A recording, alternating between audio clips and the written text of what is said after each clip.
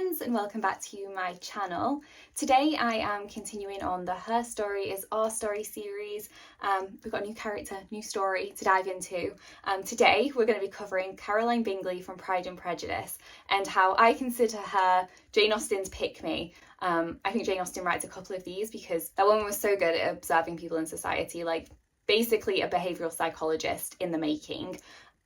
But yes, Caroline Bingley as a pick-me, she has pick-me-itis. I've even set out a little agenda for today because lots to discuss here, very excited about it. So we're going to discuss who is Caroline Bingley, what is pick-me-itis, how does it show up in Caroline Bingley's character, how it's still, I don't even want to say present, I feel like the word I'm looking for is prevalent in today's society. And we're going to wrap up with, what can we do about it, My goal with these videos is that I can give the girlies more knowledge so that we can start being participants in the system, not just pawns, okay? And additionally, I love a good story, I love a good character analysis, so wrapping these things together, it's working for me. I hope it's working for you. If it is, please do like and subscribe. It really does help me grow the channel and yeah, helps me keep making videos like this.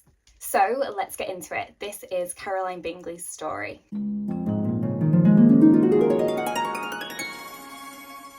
Who is Caroline Bingley? So Caroline Bingley is a character in Pride and Prejudice. She is Mr. Bingley's sister. So Mr. Bingley is the love interest of Elizabeth Bennett's sister, Jane Bennett, and he's also the best friend of Mr. Darcy. So we are introduced to Caroline Bingley around the same time as we're introduced to Mr. Bingley and Mr. Darcy, because herself and Mrs. Hurst are actually staying with Bingley at Netherfield Park. Caroline and her sister are described as fine women with an air of decided fashion. And in addition, all of the other descriptors about them are generally positive in terms of their appearance. However, Jane Austen does emphasise that they don't necessarily have the nicest of characters. So one quote goes, "They were in fact very fine ladies, not deficient in good humour when they were pleased, nor in the power of making themselves agreeable when they chose it, but proud and conceited. They were rather handsome and had been educated in one of the first private seminars in town, had a fortune of £20,000 and were in the habit of spending more than they ought and of associating with people of rank, and were therefore in every respect entitled to think well of themselves and meanly of others." So our introduction to the Bingley sisters is that they are obviously kind of snobbish, a little bit stuck up. The interesting thing about the Bingleys is they are of new money. So the Bingley family are from the north of England. So in this area, a lot of money was made in terms of like trade and factories, like cotton factories, etc. Actually, Mr. Bingley's father, who started this, he started to get money in that's then being inherited by Mr. Bingley. But as most people who were new money, they didn't have an inherited estate. So they're kind of like an odd section of the landed gentry. It's like the landed gentry of no land. So they were looked down upon by people who had a much stronger legacy, ancestral homes, and have had wealth for generations. Somebody like Mr. Darcy, for instance. So the main goal of Mr. Bingley now, and the desire of his sisters, is that he can buy a property so that they can kind of establish themselves. Having a property somewhere, having a family home would give them so much more credibility. So it's definitely the best next step for them. One of his sisters, Mrs. Hurst, is married, but Caroline Bingley is unmarried. Caroline is well educated, she's an attractive woman, and she has £20,000, which in Regency England was a pretty nice sum of money to have. If you had any form of like inheritance, like you were pretty well set up if you're a woman, because it's just going to make your life in the marriage market so much easier. The more money you have, the less pressure you have to get married as well. So Caroline Bingley's kind of in that middle ground where, she's got good prospects in the marriage market, but she definitely does need to marry into a family who are kind of old money, who have stronger ties in society, maybe even somebody who's got a title. However, Caroline has set her sights on Mr. Darcy. Caroline befriends Jane Bennett, and for the start of the book we think that they're pretty good friends and that she's very encouraging of Jane and Bingley. It becomes clear later that Caroline isn't really interested in that, she's more looking out for herself and the fact that she wants to be with Darcy, and so she is one of the people who instigates the breakup of Charles and Jane, moving him away from Netherfield and keeping the fact that Jane goes to London secret. From the offset, it becomes clear that Caroline has strong feelings for Darcy. She panders to him constantly, is always complimenting him, wants to talk to him all the time, wants to dance with him.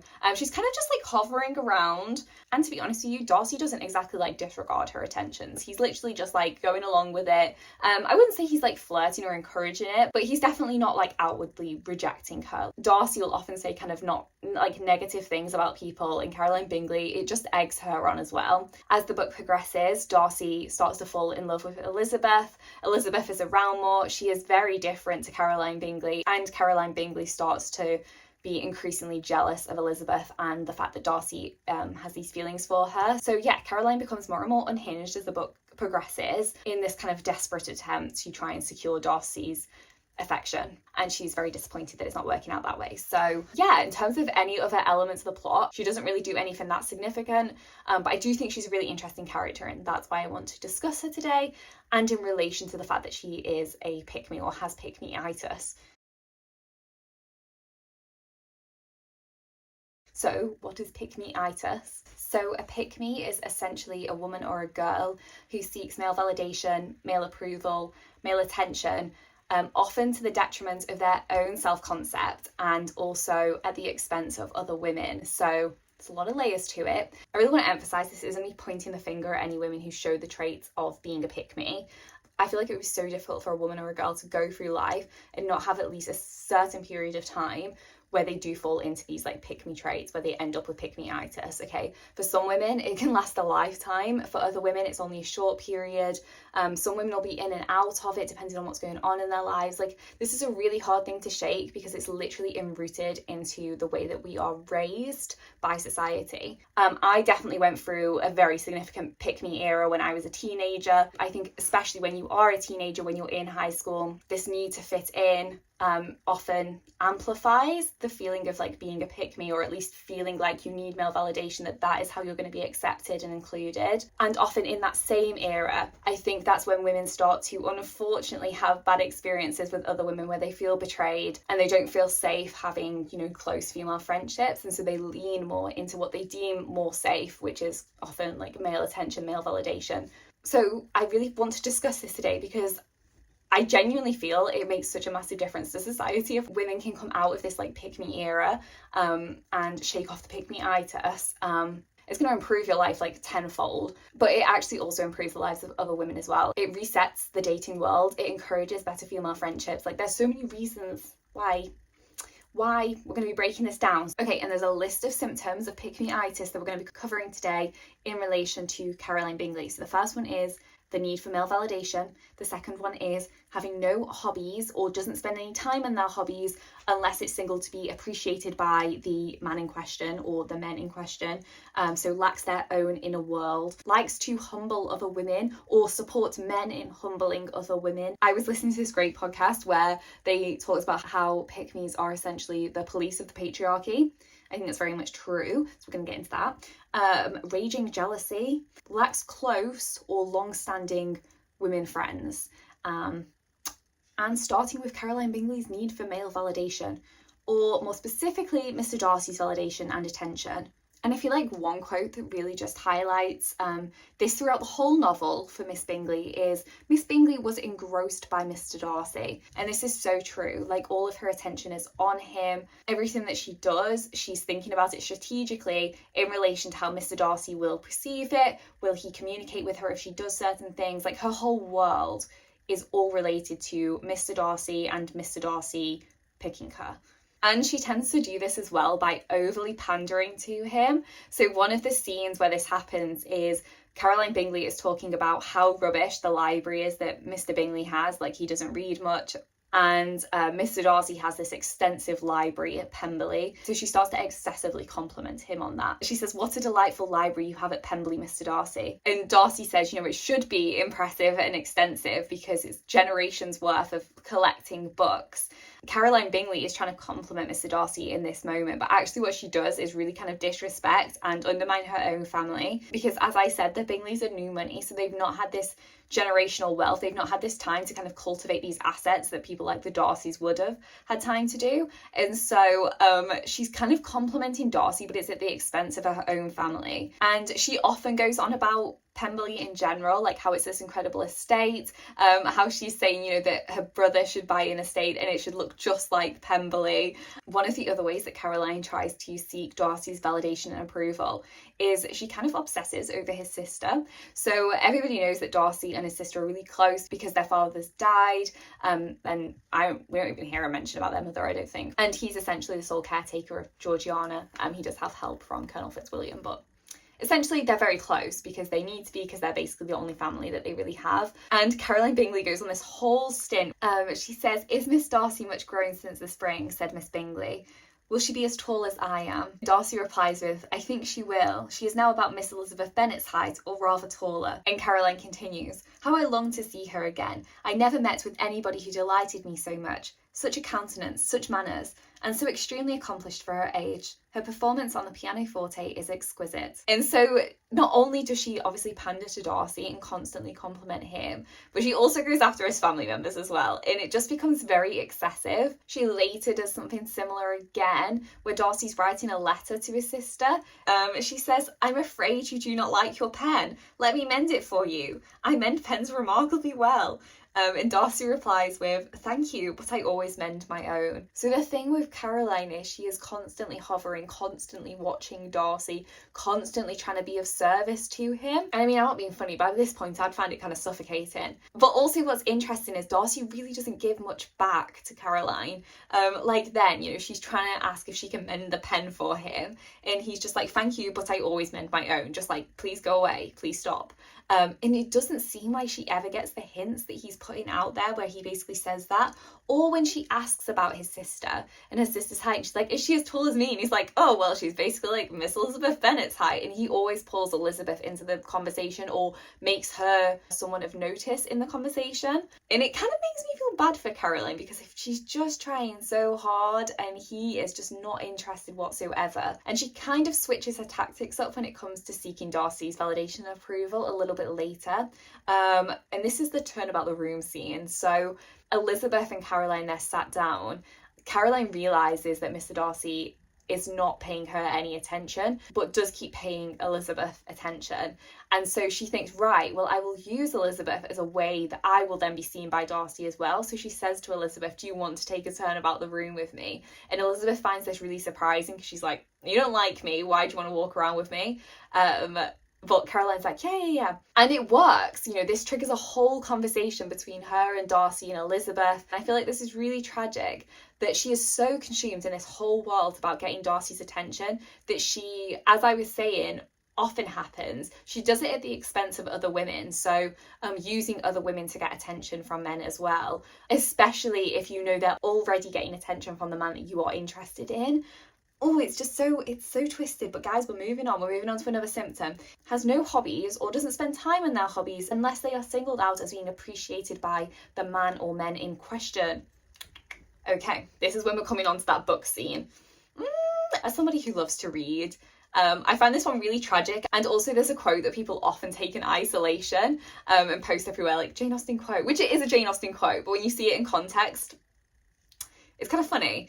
The quote is, "I declare, after all, there is no enjoyment like reading," which sounds like a really positive, uplifting quote, but when I put it in this context in a minute, you're going to be like, I see that quote so differently now. So Caroline Bingley, I don't know what she does in her free time. The only thing that we ever see her doing in the book is pandering to Darcy or trying to get Darcy's attention. One of the ways that this happens, and the way that she kind of tries to adopt things that she thinks Darcy will be interested in, or tries to make herself somebody that Darcy will be interested in, is she kind of takes up a reading for an evening. So the passage goes, "Miss Bingley's attention was quite as much engaged in watching Mr. Darcy progress through his book as in reading her own. She could not win him, however, to any conversation. He merely answered her question and read on. At length, quite exhausted with the attempt to be amused with her own book, which she had only chosen because it was the second volume of his, she gave a great yawn and said, 'How pleasant it is to spend an evening in this way. I declare, after all, there is no enjoyment like reading. How much sooner one tires of anything than of a book. When I have a house of my own, I shall be miserable if I have not an excellent library.'" So there's 2 points I want to bring out here. One, obviously, Jane Austen literally says she had chosen the book because it was the second volume of the one that Darcy was reading. So I don't know who does that. Like, I can't imagine reading the second book in a series and then being like, yeah, I mean, maybe that's happened once by accident, but like, I would never choose to do that. How weird. Like, you imagine starting halfway through a story.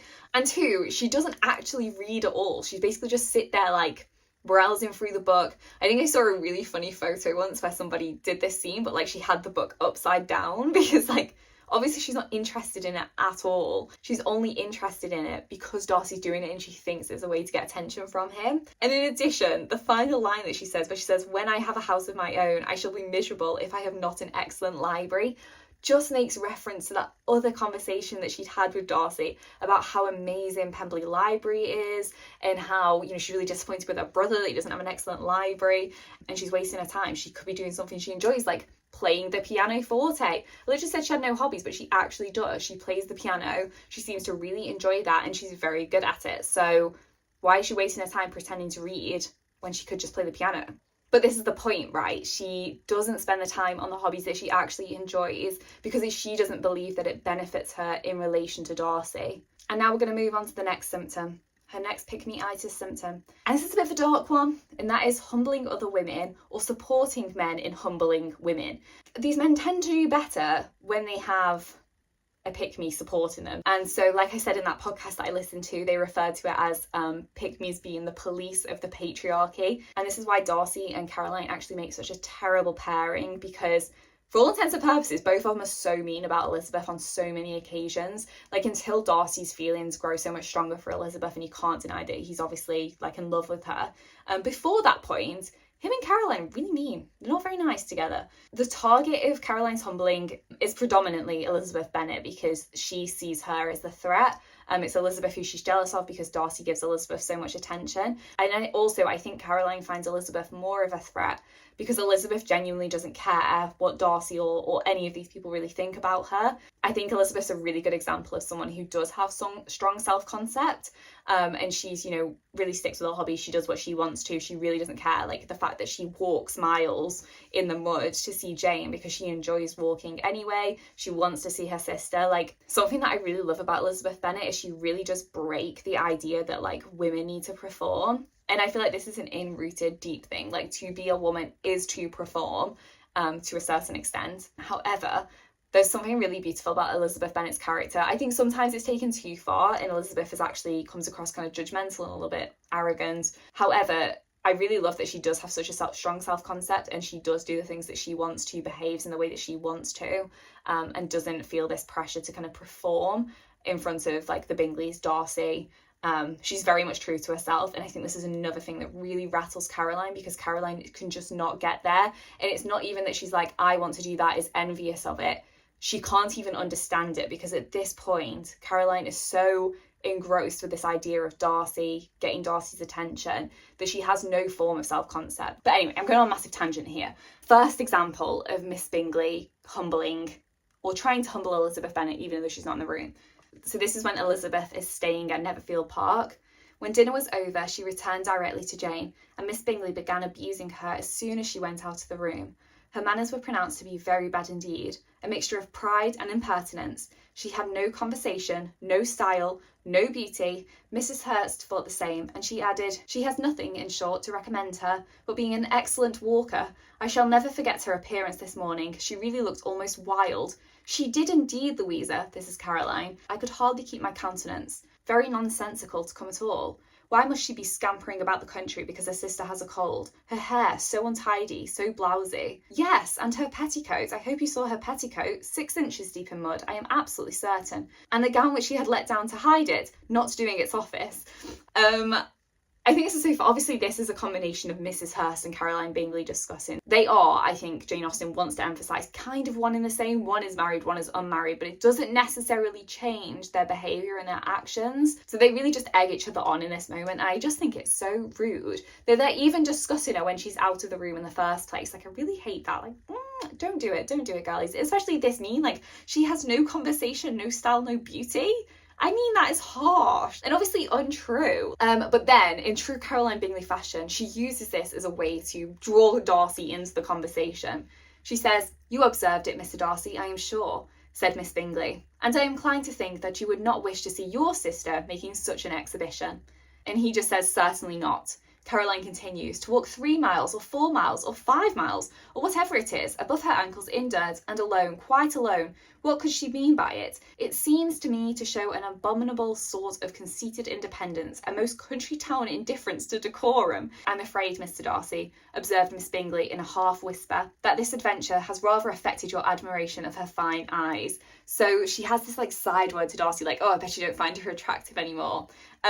But Darcy's reply is, not at all, he replied. They were brightened by the exercise. A short pause followed this speech. So again, she's trying so hard to bring down Elizabeth in the presence of Darcy to try and make him not have feelings for her, which I don't know when this has ever worked, when this has ever seemed like a sensible game plan, but I think it is a very specific symptom of pick-me-itis. I feel like all logic, all reason can go out of the window. Like the main goal is the attention, it's the affection, it's the even slim chance of being picked is more important than anything else. And Caroline doesn't just do this when Elizabeth's out of the room. She also has this moment where she kind of calls out Elizabeth in a backhanded way, where it sounds like she's trying to compliment her, but it's also just like really not a compliment. It's not very nice. The Hursts invite Elizabeth to go and play cards with them, and Elizabeth declines because she's reading. And Miss Bingley's response to this is, Miss Eliza Bennett, said Miss Bingley, despises cards. She is a great reader and has no pleasure in anything else. And Elizabeth responds with, I deserve neither such praise nor such censure, cried Elizabeth. I am not a great reader and I have pleasure in many things. And I think this makes quick reference back to the other symptom I was talking about of not having hobbies or not paying attention to your own hobbies, instead focusing solely on centering this specific man or men. Miss Bingley has so many instances where she kind of projects her own behaviours onto Elizabeth, where she'll be like, oh, Elizabeth only reads, like she doesn't find pleasure in anything else, like she has no other hobbies. When this isn't true, and Elizabeth points that out, she's like, I enjoy loads of stuff, like I'm just doing me. But Caroline does this to try and undermine Elizabeth in the room. And she does it a lot of the time to embarrass Elizabeth when she's in the presence of Darcy. I mean, it doesn't work because Elizabeth doesn't give a flying fig. And as I was saying, this isn't always just a woman trying to humble another woman. Sometimes, I actually think even more often, there'll be the supporting act to a man trying to humble a woman. So we see this in the what makes an accomplished lady debate between Darcy, Elizabeth and Caroline. Darcy starts out by saying, I cannot boast of knowing more than half a dozen in the whole range of my acquaintance that are really accomplished, in reference to, women who are accomplished. And then Elizabeth says in kind of a joking way, you must comprehend a great deal in your idea of an accomplished woman. Darcy's response is, yes, I do comprehend a great deal in it. And Miss Bingley chimes up and says, oh, certainly. But the way that Austen frames this is she states, cried his faithful assistant. She is assisting Darcy in this moment in trying to humble Elizabeth to say, actually, there's all these incredible women out there, you lacking your skill set. I think in general, like Darcy is being more fun and flirtatious in this moment than actually like actively trying to be like, let me humble you. However, it is a sense of still trying to humble because he's literally outlining all these incredible skill sets that he's seen in other women in the sense that Elizabeth is actually lacking them. And the fact that she calls Caroline a faithful assistant, I think really does highlight this point that I'm saying, that, and the point in that podcast where it said, pick-me's are often the police of the patriarchy, and it's so true. She's used in this moment to back up Darcy's argument, and Caroline doesn't see it in the sense that she is like Elizabeth being compared to all these other women. She's just like, how do I support Darcy to belittle Elizabeth in this moment?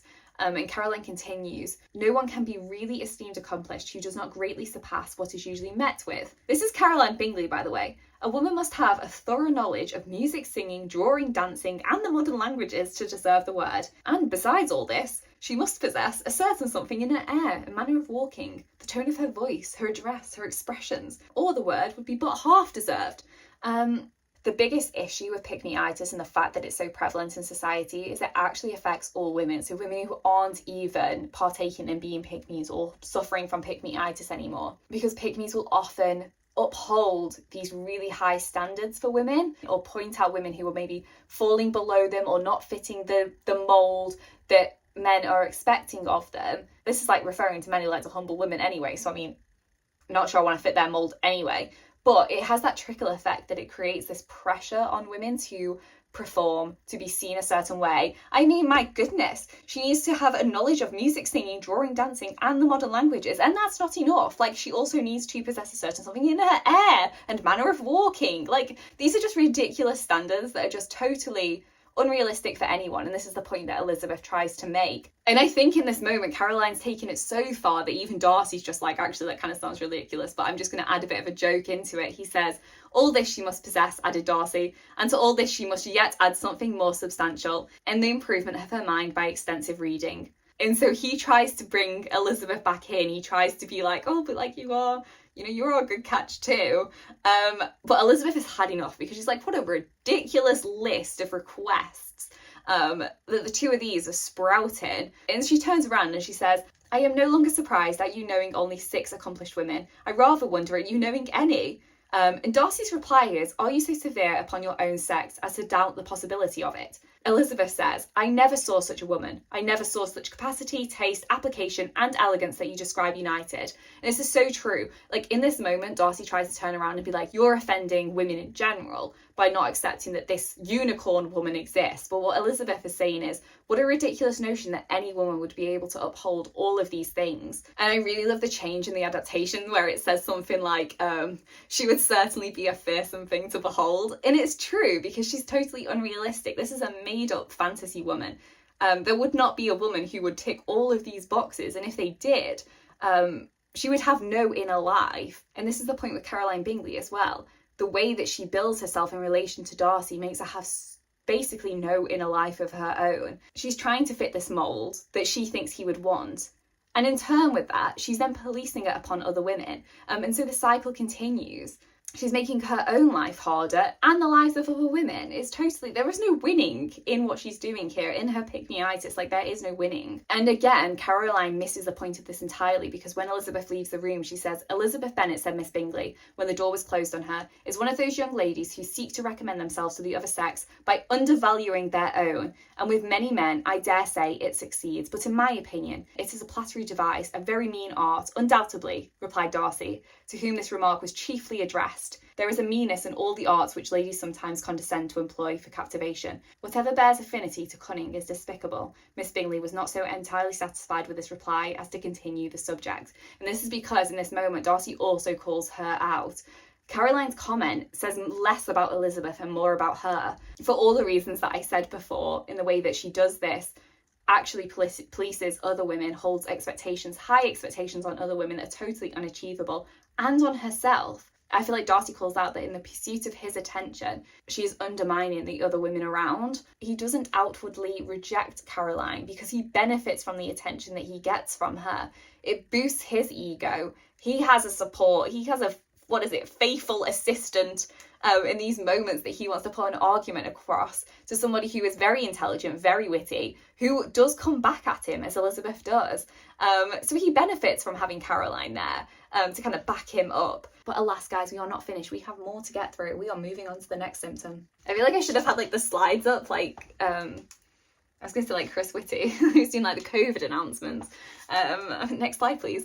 Anyway, we are moving on. We are doing raging jealousy and distrust of other women. I want to preface this. This is such a massive issue, right? I don't know if anyone has heard of the witch wound, but it's very much real. It refers to how in the witch trials, it was often like mothers and sisters who were having to betray their daughters, their friends, their siblings. Like, it was often women betraying women, and it was because they were often tortured to do so, or they were so scared for their own life and well-being that they would often turn in the other women in their lives to kind of spare their own or spare their family members' lives. And it created what is now considered the witch wound, why a lot of women do not trust other women and struggle to make lasting friendships with them. I will probably do a whole video on that on its own if people are interested, because I think it's a really important topic to discuss and to start breaking down and changing.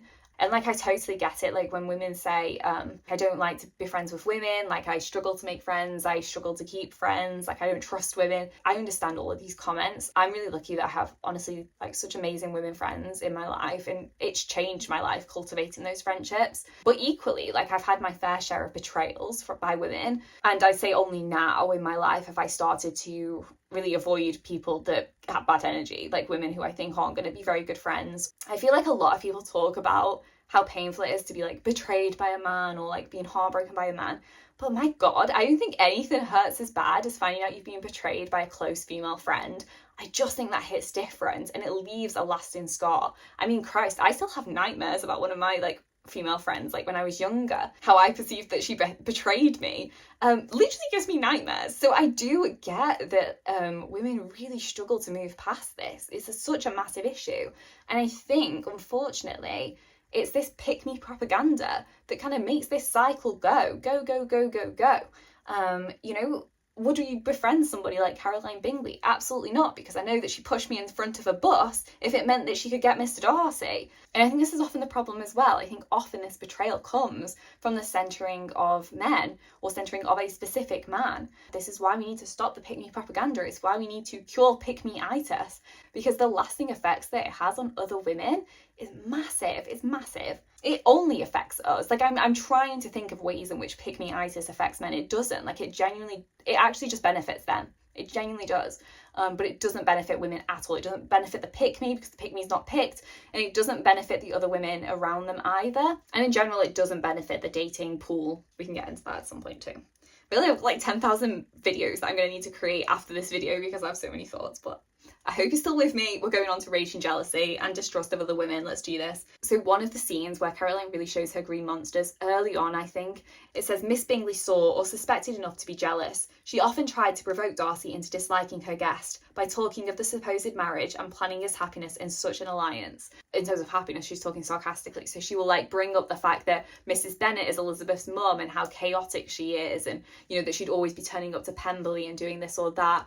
And she also makes fun of like Elizabeth in the sense she's like, oh, how will a painter capture her fine eyes in a portrait, to try and make Darcy uncomfortable, to be like, oh my God, like I can't marry this woman because like everybody's going to be picking on me for ages about it. When realistically, nobody actually is. Nobody of importance in Darcy's life actually is. It's just Caroline. But it's this constant nagging that I think really does play on Darcy's mind. And I think it is one of the reasons that Darcy then gets all up in his head about it, and he's like, I can't do this, like I'm going against my family's expectations, the inferiority of your circumstances.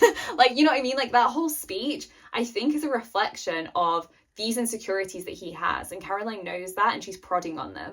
And I get it. Like, you know, jealousy is not a nice feeling to have. Like, it's a very uncomfortable, and you kind of you want to take action, you want to do something. But this is so cruel and manipulative. And this is her jealousy showing. Like, she's so jealous of Elizabeth that she constantly has to make these attacks on her when she's present or when she's not present. And Elizabeth later comes to realise this after Darcy's proposed, and she realises that actually all of Caroline's malicious intent has all been related to the fact that Darcy had feelings for her, because Elizabeth is not aware of this for a lot of the book. Like, she is shocked when Darcy proposes. And so you have to think about this in that context, is Elizabeth's going through life and she's just thinking, what is wrong with this rude, mean woman? Like, why is she just being mean to me? Because she has no idea that Darcy has feelings for her. And later in the book it goes, convinced as Elizabeth now was that Miss Bingley's dislike of her had originated in jealousy, she could not help feeling how unwelcome her appearance at Pemberley must be to her. And I think this also shows the difference between Caroline and Elizabeth. Caroline leaves no moment at all to consider Elizabeth's feelings in like any of this, you know, at all. Like, she's very mean about Elizabeth. Elizabeth doesn't like Caroline, and she does state to Jane, you know, Caroline's not a great woman, don't like her, think she's a bit manipulative, don't think we should trust her. But she's never really like aggressively cruel in the way that Caroline is.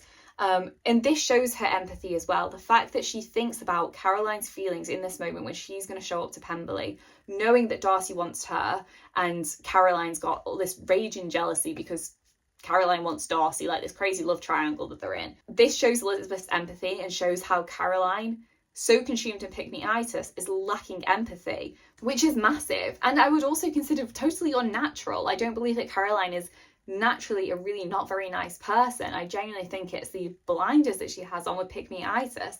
As I said at the start, Caroline is actually in a pretty decent position with 20,000 a year. She could make a decent match. I'm not saying Darcy, but she's not going to marry somebody totally dodgy. Like, she could make a great match. And funnily enough, the narrative says that jealousy had not yet made her desperate, but I beg to differ. But the way that she chooses to do this, I think, really shows this neglect of other women's feelings, and also the way that often pick-me's will do things at the expense of other women. So Miss Bingley saw all of this likewise, and in the imprudence of anger took the first opportunity of saying, and what she goes on to say, she makes a snide comment about the fact that the Bennets will be really upset that the militia have moved out of town. She's like, oh, that must be a great loss to your family. And then references the fact that Mr. Wickham was like a firm favourite in the household.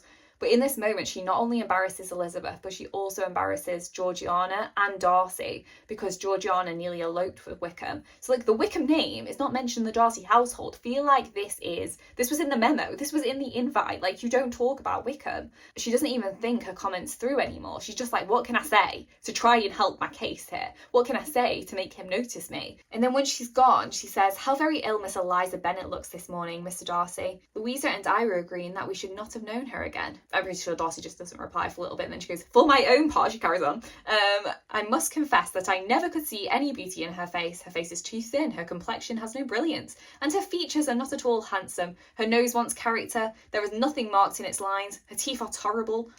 I can never say that word, tolerable. But not out of the common way, and as for her eyes, which have sometimes been called so fine, I could never see anything extraordinary in them.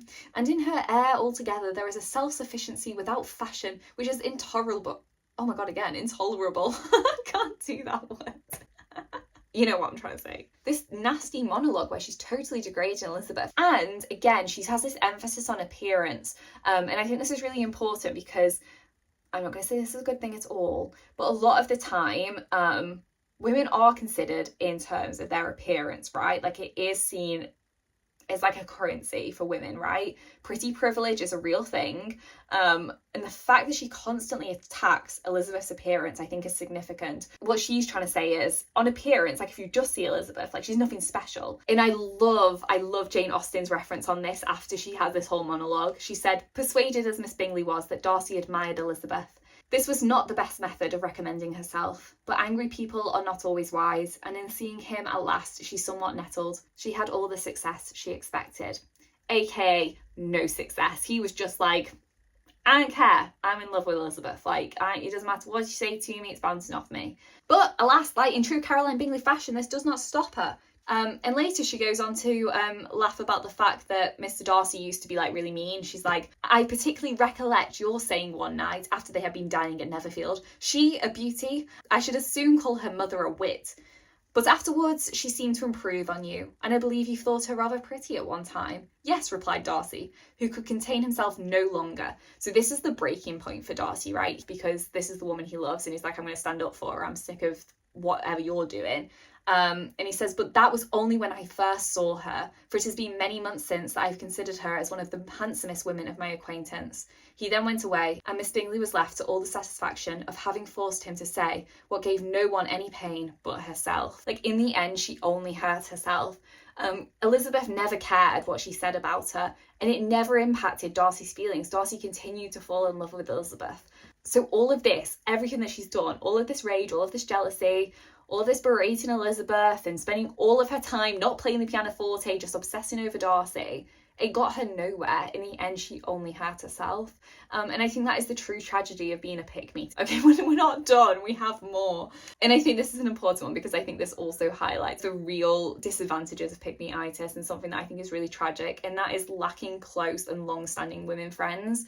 And I want to discuss this in relation to Caroline Bingley's friendship with Jane Bennett and how she totally just betrays and ruins that friendship, and poor Jane, who's a lovely person. But anyway, we see this in small forms before she writes the letter to Jane, being like, my brother's going away, he doesn't want you. And this is when Caroline's in deep conversation with Jane. Jane's staying at Netherfield, but she's feeling better. Jane was no longer the first object. Miss Bingley's eyes were instantly turned towards Darcy. She had something to say to him before he had advanced many steps. And so she'd been giving Jane all this attention, then she's just like, you're not as interesting to me as Darcy. Which is sad because I feel like Jane actually does really appreciate Caroline as a friend. She then writes the letter where she's like, we're moving.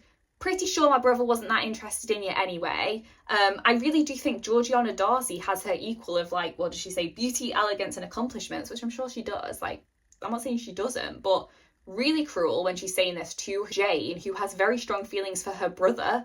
And then there's also this quote. Oh, this one hits. It's literally something along the lines of, I don't think I have it saved. Oh, I found it. I found that quote. It says, I think when I call Charles most capable of engaging any woman's heart. It's rude. Like, he was actively pursuing Jane. And so Jane is obviously very upset and troubled by this. She's like, oh my goodness, I was so mistaken. Like, Caroline basically gaslights Jane in this moment. And I just love Elizabeth's response, because she really does say to Jane, like, don't be gaslit in this situation. Miss Bingley sees her brother is in love with you and wants him to marry Miss Darcy. She follows him to town in hope of keeping him there and tries to persuade you that he does not care about you. Indeed, Jane, you ought to believe me. No one who's ever seen you together can doubt his affection. Miss Bingley, I am sure, cannot. She is not such a simpleton. Could she have seen half as much love in Mr. Darcy for herself, she would have ordered her wedding clothes. And it's true, right? We know this. I think that's a brilliant quote, but it's actually true. And also highlights how Elizabeth sees right through Caroline. She's like, her whole game plan is about Darcy, right? This has nothing to do with you, Jane. It has nothing to do with Bingley. Caroline doesn't care who she steps on to get Darcy. Like, she's blinded by her pick-me-itis blinds her. Okay, she's walking with blinders on. She's like, it's just Darcy, that's it. And this continues. Jane goes to London to try and see Caroline and kind of get back in touch with them. And Caroline is so rude. Not only does she ignore her for weeks, doesn't go and visit her, when she does, she is so blatantly uninterested in being around Jane and is rude. Even Mrs. Gardiner comments, like, she was really rude. She didn't want to be there. But I do think this is so tragic, because Jane is one of the nicest characters in the whole book. Like, she is such a wonderful, kind woman, very supportive, is an amazing friend to her sister Elizabeth and other women. Like, she's the person that says to Elizabeth, you know, don't judge Charlotte too harshly. People make choices based off their own situation in life. Like, you can't judge another woman for her choice in marriage. Like, it's not fair. Caroline misses out on such a great friendship with Jane, and Jane no longer trusts her. Like, at the end of the book, Jane's like, I don't think she's going to be like a close neighbour. Like, we're not going to be cutting his sisters off. But I see them now for who they are. Like, this changes Jane's approach to them forever.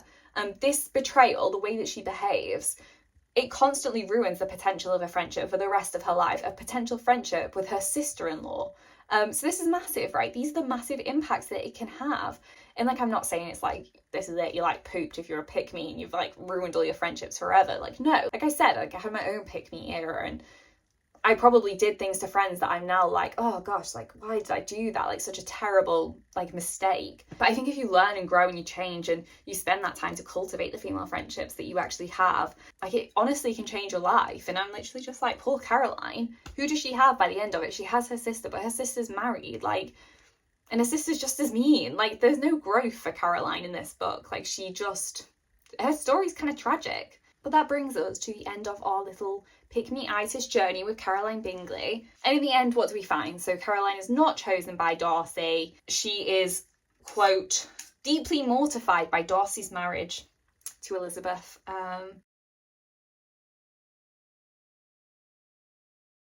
Okay, this video's gone on for so much longer than I ever anticipated, so I just wanted to come back, wrap things up. So one of the things that I just want to emphasize, and I'm not saying this to excuse Caroline's behavior, because her comments and the way that she behaves towards Elizabeth is really cruel and mean, but I do want to look at it in the context of obviously the 1700s of Regency England. The marriage market was brutal, and the pressure that women had to marry to secure their livelihood was extreme. Caroline is in her early 20s, but if you think about characters like Charlotte Lucas, she was 27 and she is in like a crisis. Like, she ends up marrying Mr. Collins because she needs that stability, that security that only marriage can provide. Women could not go out and get their own jobs, and £20,000, as Caroline has, is not a substantial amount to live on. And so, yeah, she needs to marry well. So there's a lot of pressure on Caroline to make a good match. So I don't think it's totally outlandish that she sets her sights on Darcy. I think the way that she approaches it obviously seems pretty extreme, but I think also it's really relatable. When I break it down now, I actually think that most women can find ways in which they relate to Caroline Bingley over Elizabeth Bennet, right? We've probably all been through a situation where we've chased unrequited love, where we've lost ourselves in the pursuit of a particular person, of a particular love interest, right? These are not uncommon things to happen throughout your life. And also the occasions where you have, maybe when you were younger, I know I did, potentially said not very nice things about women behind their back, because you were struggling with your own self-esteem, your own self-worth. And so I feel like there is something about cutting Caroline a little bit of slack. Yes, I do think she is a mean girl in this book. Like, some of her behaviour is really atrocious. But also I do think it wasn't unfounded. Before Elizabeth comes on the scene, Darcy is giving her more attention. He only dances with the Bingley sisters. He's talking to them more. He spent time with them prior to the start of the novel. And also at the start, Darcy is encouraging her remarks. He is joining in this banter. In fact, he instigates it on a lot of occasions, this cruel conversation about women. It's only as he falls for Elizabeth that he starts to distance himself more from Caroline. But from her perspective, she's not gone on this same journey. She's not fallen in love with this person that's changed her perspective, and she's kind of come out the other side. And so I can kind of understand her seeing this distancing and this lack of attention as rejection. And I think that's what pushes her to the extremes, where she is more cruel, where she is more obsessive. As I am saying this about Regency England, about the 1700s, and a lot of the time the criticism on my podcast is I'm giving too modern a standard to Jane Austen's novels, her characters. However, I think it's totally ignorant to suggest that these pressures don't still apply to women nowadays. I think they do. I think society really pushes that interdependence over independence is important, and I don't disagree with that. I do think there's something beautiful about sharing your life with somebody, about building a life with somebody. However, I think the pressure is prevalent, and particularly on women, and women who want children as well. You know, there is a biological clock that we have that we cannot escape, and it pushes that pressure, that fear that we're not going to find somebody in the time period, and we're not going to be able to have our family, etc. And I think that's what pushes this pick me mentality still today, and society in general. You know, I think from a young age, women are encouraged to think like you really need to get excited about finding the right person, about weddings, about marriage. You know, it's pushed in fairy tales, and a lot of Disney that I grew up with really did push that. And I'm a lover girl, like I'm here for it. I love it. I love a romantic storyline. Obviously, I read Austen. I think the trouble comes is when it slips too far into the fact that you then feel the need to pursue this. You feel the need to chase men for this validation, for this approval, because you think if you don't have it, you're somehow inferior, somehow unworthy, if you're a woman who's not having this attention, this validation, this approval constantly. And I feel like I want to try and help shift this mindset. So what is the prescription for pick-me-itis?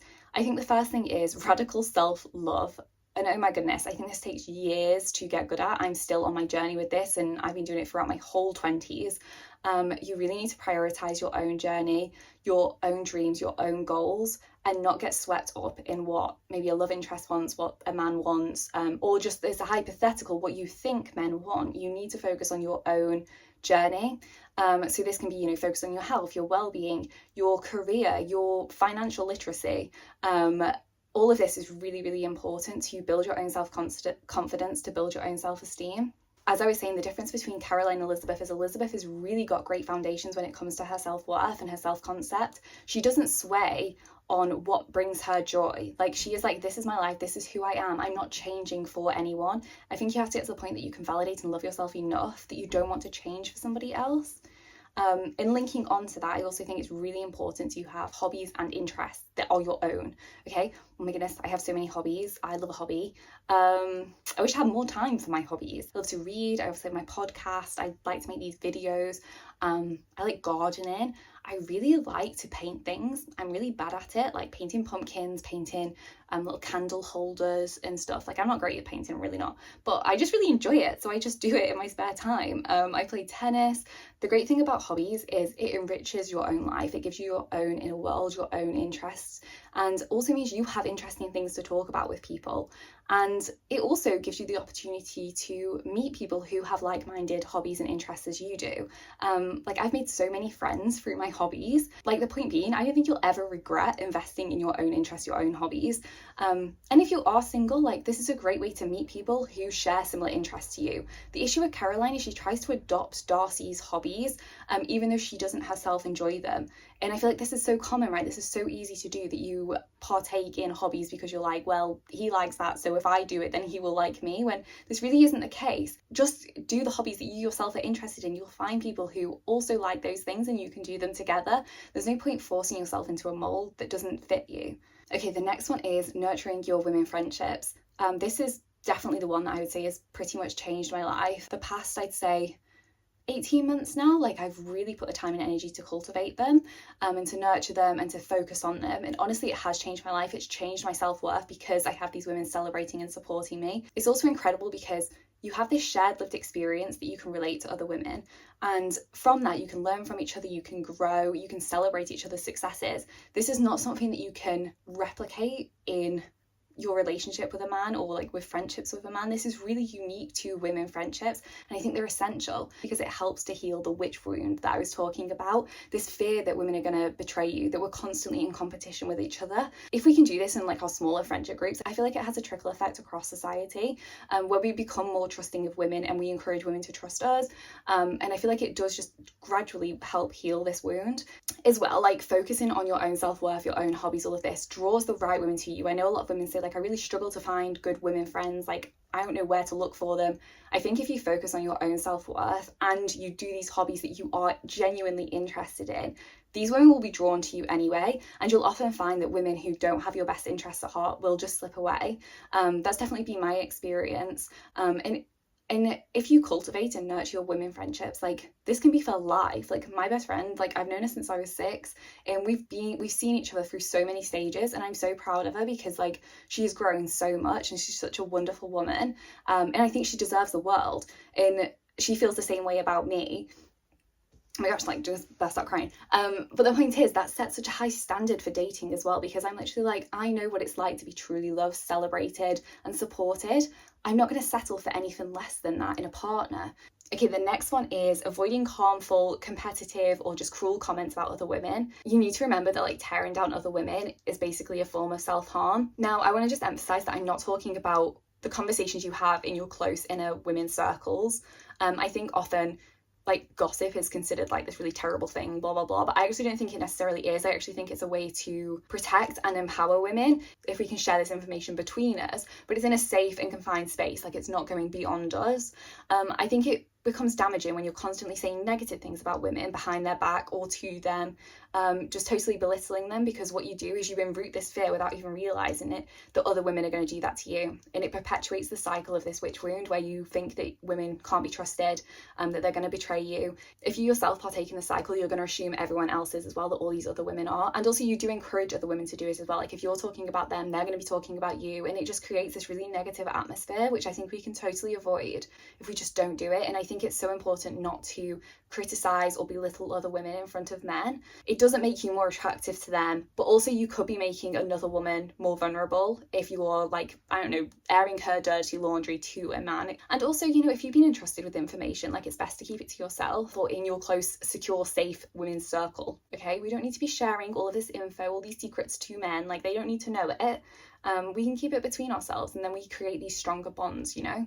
And I just want to emphasize this on like the humbling thing as well. If a man tries to draw you into an argument, a discussion, a debate with a woman, as a form of like you're going to back him up to belittle a woman, politely decline, walk away, and if needs be, you know, take that woman aside and check she's okay after, because there is no need for this at all. Like you do not need to support a man in belittling or humbling another woman. You may think in that moment that this is specific to her, but she is you in a different scenario with a different man, with that man maybe in the future. Like it's best not to do this. And I think men know that it makes women feel worse if they encourage women to do this with them. So they tend to reach out to, they're like, oh, well, what do you think about this? What do you say? She's saying this, blah, blah, blah. Just don't do it. Don't join that game. Good men don't do this anyway. So if you are around men who are doing this, like maybe try and avoid them. But I think that's everything from me today. I hope you've enjoyed the video. I know it's been so long. Oh my goodness, so long.